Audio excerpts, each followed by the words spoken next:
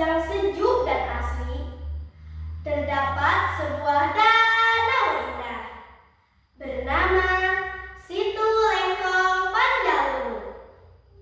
Di tengahnya berdiri sebuah pulau kecil yang disebut Nusa Gede.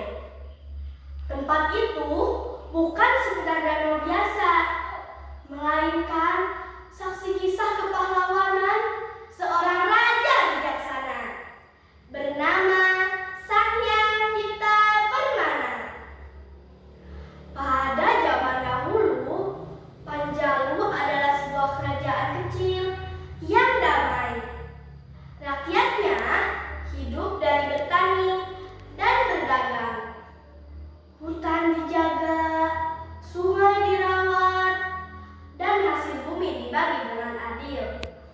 Sang Hyang Cipta Permana dikenal sebagai pemimpin yang religius dan sederhana.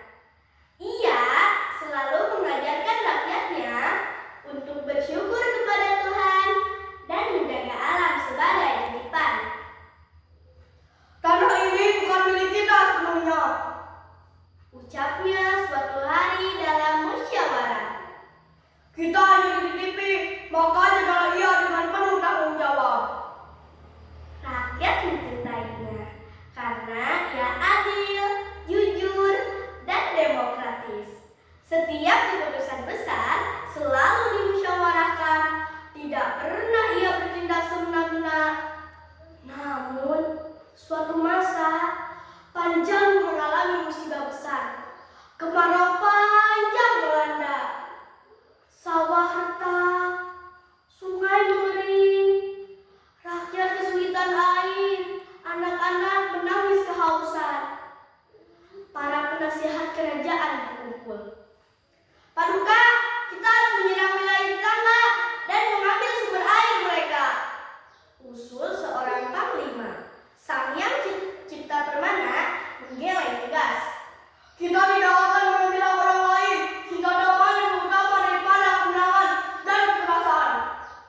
Ia memilih jalan lain, jalan kerja keras dan kreativitas. Raja memimpin rakyatnya membuka mata air di kaki bukit. Ia ikut menggali bersama rakyat, tidak hanya memerintah dari istana. Peluru bercucuran, tangan melepuh, namun ia tidak menyerah. Jika pemimpin ingin dihormati, maka ia harus memberi contoh, Katanya, hari demi hari mereka bekerja dengan disiplin. Anak-anak muda membantu mengangkut batu, kaum ibu menyiapkan makanan. Semua bersatu tanpa memandang perbedaan. Akhirnya, dari hasil doa dan kerja keras, muncullah mata air yang jernih. Air itu terus mengalir hingga membuat danau yang luas.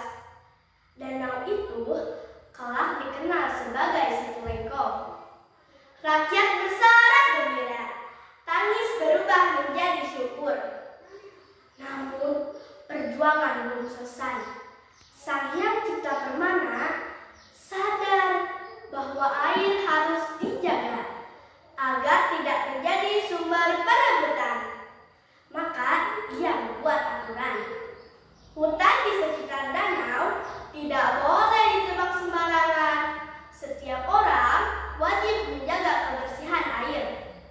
siapa yang mencintai negeri ini harus mencintai alamnya.